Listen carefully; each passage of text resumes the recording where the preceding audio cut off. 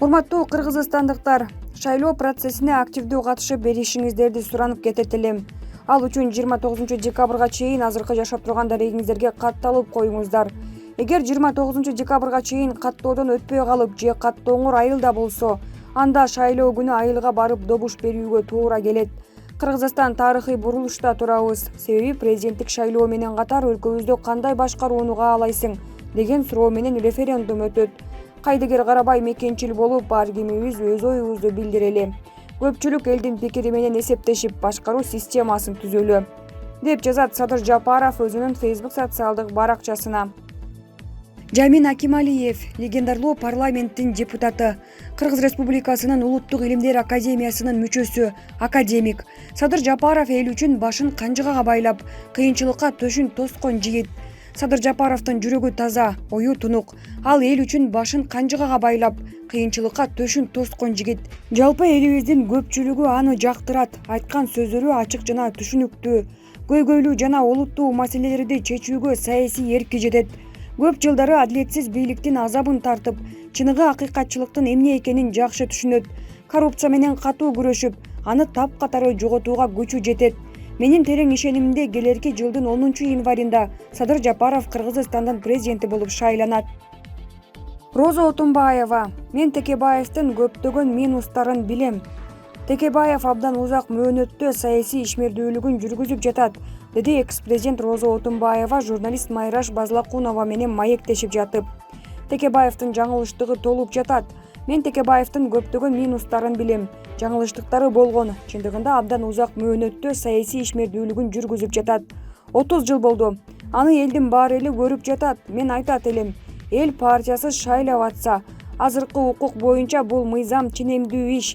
Текебаевдин күчтүү жагы эң бир сабаттуу закондорду жазгандыгында. Азыр деле келип парламенттин ишмердүүлүгүн жарым жылга узартып койбодубу? Көз карашы ушунчалык салмактуу. Чынын айтканда жанагылардын баардыгы 120 болсо деле эч нерсеге жарабайт экен да. Эми мен ушуларга ат койбой эле коеюнчу, деди ал. Булак эркиндик чекит медиа. Садыр Жапаровду менин президентим дебегенде анан ушу талапкерлерди айтып тайраңдайынбы? Бул талапкердин былыгын жаш бала да билет. Кызык, дебатка чакыртып турабамды. Эми дебатка келбейт деп элге корустон болуп мактанып жатат имиш. Өлөр бала атасынын сакалы менен ойнойт болуп жатат сыягы. Дебатка кел дегенин авам укса деле керек. А эгер угуп дебатка бара турган болсо, өзүнүн эле айбери айрандай төгүлөт элдин алдында. Авамдын буга теңелип дебатка келбесин билип эле көпүлдөп койду Айтор. Кыңырыш 40 жылда дебатты коюп кылган кылмыштарына жооп берсин. Кыргыз болуп туруп душмандардын тынчысына айланган Сегизбаевдин жакшылык күтпөш керек. Айыбы бир адамга гана ажылдайт. Самая лучшая защита — это нападение дечү беле. Кыргызчаласак, айыбы ачылар адам биринчи айбат берет дегендей эле болуп жатат. Буларга тийишкен эч ким жок. Анекдот. Өздөрүнүн айыбын өздөрү ачып, итакмактары чыгып жатат, деп жазат Бактыгүл Иманбек кызы өзүнүн Facebook социалдык баракчасына. Ким эмне десе десин, бирок бул инсан президенттикке татыктуу инсан. Жулунуп башкаларча жүгүрбөгөн, мансаптеп чоңдоруна жүгүнбөгөн, жупуну чечен тилдүү асыл адам, майтарылбас эрки бийик бүгүлбөгөн. Бир тууганым, келчи өзүбүзгө өзүбүз бир жакшылык жасайлы. Жаңы доор, жаңы өлкө куралы. Бул кишиге эч нерсе керек эмес. Сиз экөөбүзгө бул кишинин акылы, билими, тажрыйбасы керек. Мадумаров Адахан Гимсанбаевич, сизге жеңиш каалайм.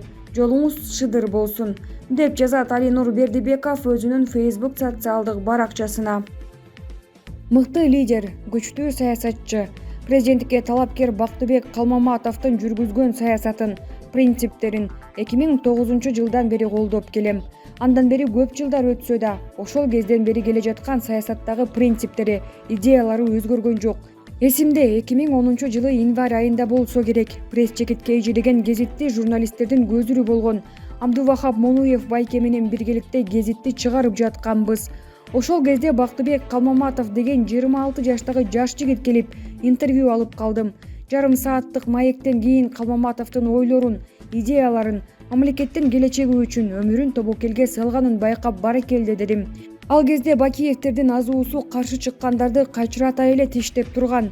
Маектен узунду келтирсем, Бакиевтерге Румыниянын президенти Николой Чаушевскийдин тагдырын эскертебиз деген ачуу сынды айтып өттү. Николой Чаушевскийни Румыниянын эли бийлигин кулатып, эл алдында дарга асып салышкан.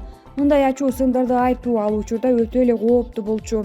Гезит чыгаар алдында Калмаматовго кайрылып, ушул жерин алып салайын, өтө эле кооптуу болуп кетти десем болбой койду. Материалды Мыктыбек Өмүрзаков окуп чыгып, ушул жерин алып сал деди. Мен түшүндүрүп айтсам, Калмаматовго өзү чалып, бакыт өтө эле ачуу сын экен. Ушул жерин алып салалы, өмүрүңдү тобокелге салба деди. Калмаматов албай эле коюшун, өмүрүнөн да мамлекеттин келечеги өйдө экенин, ар бир башка бир өлүм тобокелдикке бардым деди. Мындай ачуу сындарды бийликтин катачылыктарын Атамбаев, Отунбаева, Жээнбековторго да айтып келди. Эгерде айтылган сындар улутсуз болсо, Жээнбековдун, Бакиевдин бийлиги кулап, Атамбаев түрмөдө отурбайт эле. Бактыбек Калмаматов 2010-жылы 26 жашында Жогорку Кеңештин эң жаш депутаты болду.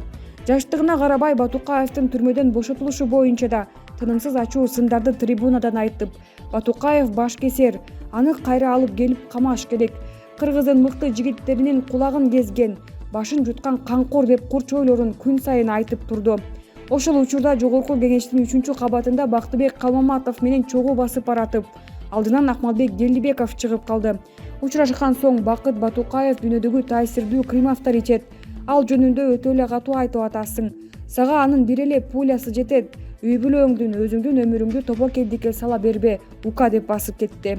Чындыгында Калмаматов өмүрүн тобокелдикке көп салды. Мыкты лидер, тоо жүрөктөр гана топ жарып жол башчы болуп келет эмеспи? Мындай лидерлик сапаттар Калмаматовдо көп кездешет. Мамлекеттик деңгээлдеги олуттуу маселелердин бирин да өткөрбөй, өз позициясында чындыкты айтып турду. Эч бир коррупциялык иштерге аралашпай атын, кадырын бүгүнкү күнгө чейин таза сактап, лидер болуп чыга келди. Эми мынтип Кыргыз Республикасынын президенттик кызматына оордун эң жаш талапкер болуп катталды. Кудайдын кыргыз элинин колдоосу менен алдыдагы шайлоолордо жеңишке жетерине ишеним чоң, деп жазат Максат Исабеков өзүнүн Facebook социалдык баракчасына. Мадумаров келсе эмне болот? Жапаров келсе эмне болот? Мадумаров келсе биринчи жардыгы Жогорку Кеңешке кайра шайлоону дайындоо болот. Мына ошону менен бийлик илегетиндешүү жолуна түшөт, чимкириктердин күнү бүтөт, таза шайлоо өтөт. 5-6 октябрдагы окуяларга чыныгы баа берилет. Мыйзамсыз чечимдердин баары жокко чыгарылат. Мамлекеттик кызматтарды соодалоо, өкүл балдарга тартуулоо тык токтойт. Мыйзамдуу жолго түшкөн өлкө өнүгүү жолуна түшөт. Россия, Казакстан, Өзбекстан, Тажикстан сыяктуу кошуна мамлекеттер менен мамиле калыбына келет. Мамлекет мыйзам боло баштайт. Садыр Жапаров келсе, азыркы Вахан Галия мыйзамдары уланат. Конституция кабыл алыш үчүн кайра референдумдар өткөрүлөт.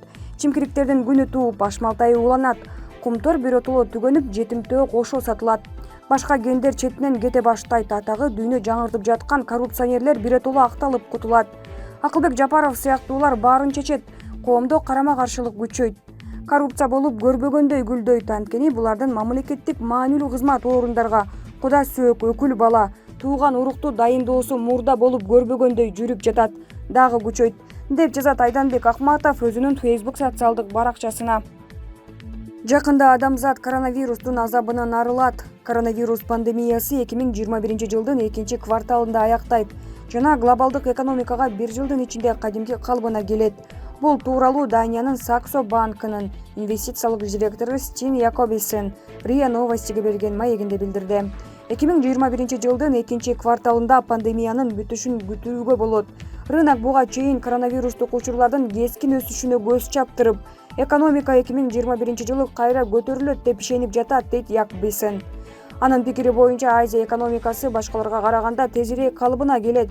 Кытай экономикасы биринчи чейректе ИДПнын өсүү темпин 10%га жакын көрсөтөт. Андан кийин Түндүк Европанын экономикасы, 3-орунда АКШ, Улуу Британия жана Жакынкы Чыгыш турат. Бул илимдин ачылышынын аркасында мүмкүн болот. COVID-19 пандемиясы башталгандан 9 ай өткөндөн кийин гана вакцина өндүрүлө баштайт деп эч ким айта алган эмес. Бул адатта 2-3 жылга созулат.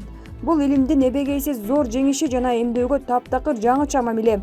Албетте вирус мутацияга учурашы мүмкүн, бирок илим вирусту жеңип алса, анда анын бардык чектөөлөрүн жеңип чыгат деп ишенем. 2020 жылы илим дагы бир жолу жаңы нерсени ойлоп табууда. адамдын жөндөмүнө ишенүү керектигин далилдей алды, деди ал. Бул Ак Назар Ньюс, Чекит KG.